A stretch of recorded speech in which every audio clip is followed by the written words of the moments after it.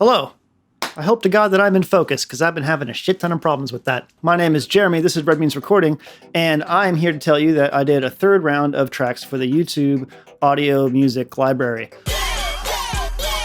10 tracks that you can use in your videos on YouTube. You can monetize, you can use them royalty free, put them in your videos, chop them up, make a thing.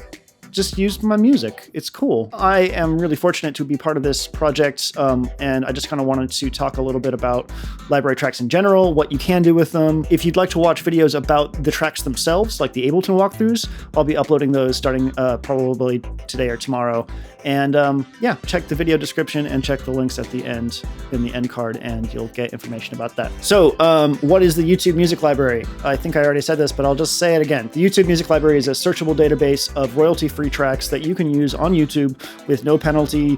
You can monetize. You just like in the clear. Don't worry about damn copyright strikes for that stuff. It's really, really cool. Some of them require that you put a thing in your video description crediting the artist. You know, if you want to do that for mine, that'd be amazing, but I don't have that requirement on my tracks in the library. If you want to find the library, go to the URL that's now on screen. If you want to find my tracks in there, search for Jeremy Blake. I'm probably showing you how right now.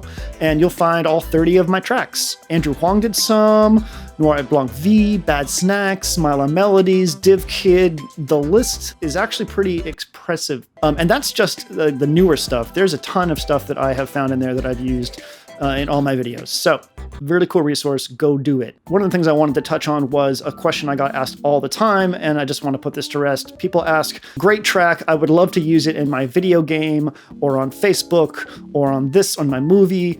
And I'm like, well, two things. One, I don't think you can do that.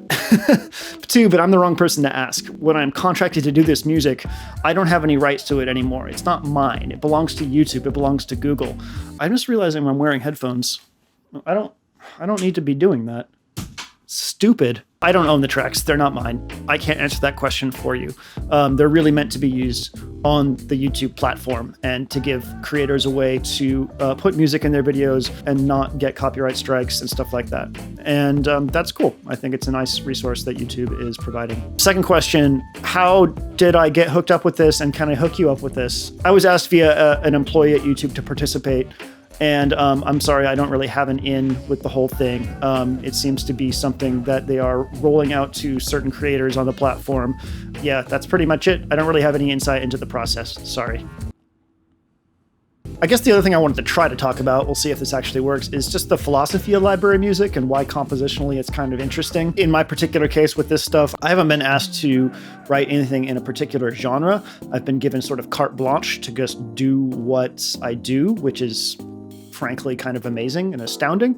With that though, I've had to think a lot about like, what do people use music on YouTube for? And I kind of had to come up with a couple case-by-case bases that would inform the way that I wrote music for YouTube.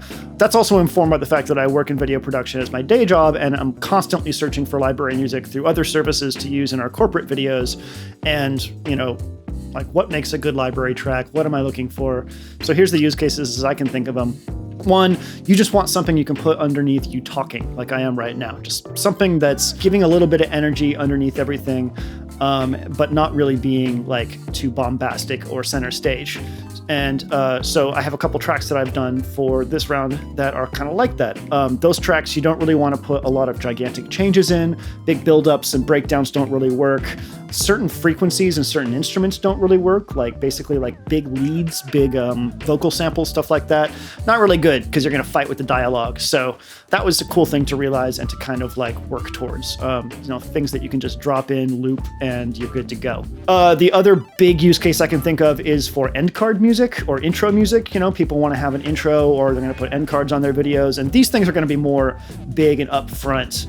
And so I definitely like making those. And a lot of the times I'm thinking about those type of tracks when I'm making my big tracks. It's like, all right, here's the call to action, trying to get your attention. Here's a cool track to put in there. Same thing goes with title screens in between things. Like if you're trying to do a transition to a new scene, you might want a little track to put in there. So there's definitely some of that going on in the library music that I've been making. Then you have the most rare case, I think, and that's when you're looking for a piece that like you're not going to put anything except for visuals over. You're actually going to use it to like tell your story for you or help tell your story.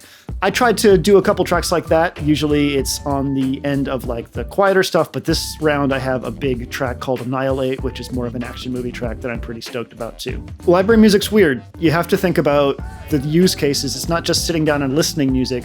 It's supposed to complement what's going on screen. It's like writing a soundtrack for a video that you're never going to see. You sort of have to just imagine it. And that's a fun challenge. I had a lot of fun. I had a lot of fun putting these tracks together. And I hope that you enjoy them. You know, you're perfectly welcome to just go download them and listen to them as listenable tracks. I tried to make them that way too. So that's about it. Check out the YouTube Music Library with the link that I'm showing you on screen, video description, end cards. Check the playlist for the walkthroughs. Check out my previous work for the YouTube Music Library. And yeah, happy listening or happy media making, whatever you want to do. My name is Jeremy. This is Red Means Recording, and I hope you have a wonderful day.